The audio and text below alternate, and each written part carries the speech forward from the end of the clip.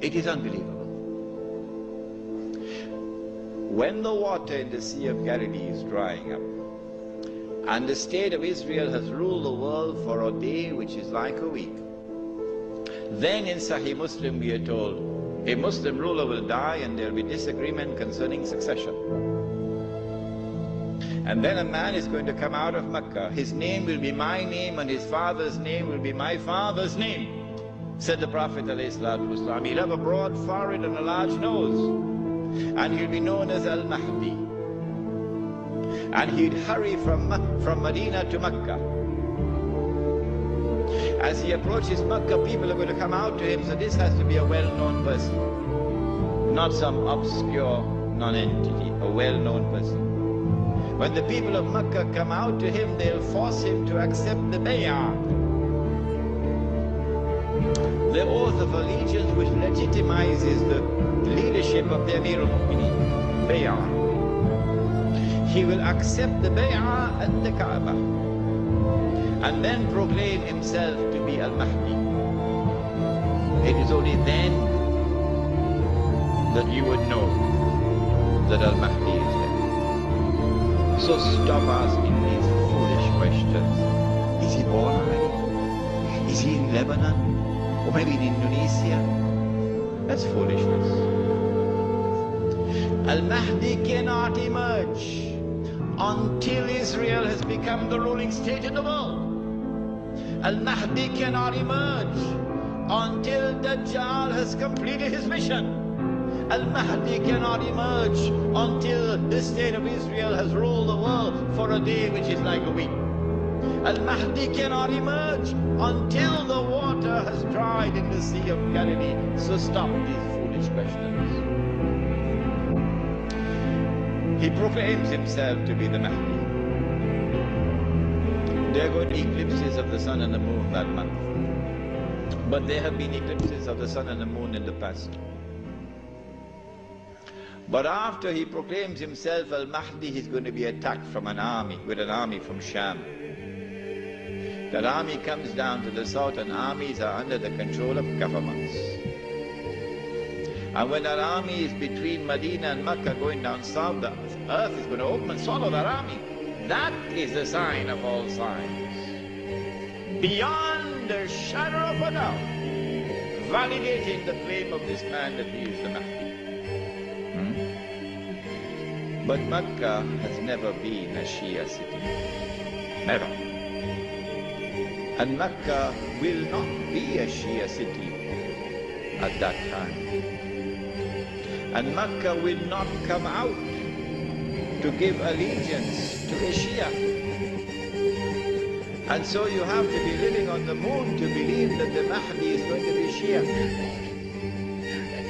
We do not say this to embarrass the Shia, or to be uncharitable to them, or to hurt their feelings in any way. This is just factual analysis. When the earth opens and swallows that army, then on that day, those from the world of the Shia who accept him as the Mahdi and follow him are our brothers in faith. And shoulder to shoulder we'll fight together in the Holy Land. But those from the Shia, and we anticipate that there will be those who will now reject him as the Mahdi because he is not Shia. You are not our brothers in faith. And you will not fight with us shoulder to shoulder to liberate the Holy Land. When the army is swallowed, then the Mahdi is going to be attacked by another army, and this is now an army of the Quraysh, an army of the Kalb. And remember that armies are under the control of governments. The Mahdi will defeat this army, and when an army is defeated, that is the end of Saudi Arabia. Goodbye. Now Darul Islam is restored.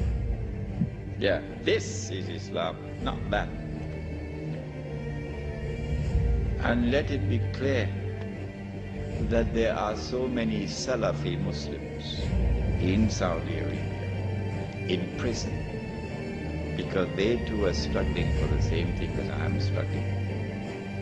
to liberate that land. When the Sea of Galilee dries up, that is the time when Israel will no longer rule the world. I love this hadith. Guess what? And the Jews, they can watch the Sea of Galilee going down and drying up. And they can realize that the moment is coming. Ya Muslim, هذا يهودي ورائي فتعال فاقتل. That moment is approaching as the water is drying up. I love this hadith. When Israel wages a big war, in order for her to become the ruling state in the world, she'd have to seize the oil. Saudi oil, Iraqi oil, Kuwaiti oil, etc. But I said, I don't think they'll touch the Iranian oil. Why? He asked.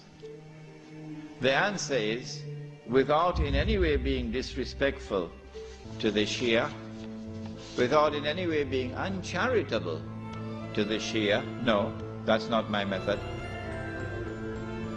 Anyone who declares of Abu Bakr Siddiq radiallahu ta'ala anhu that he was a usurper is misguided.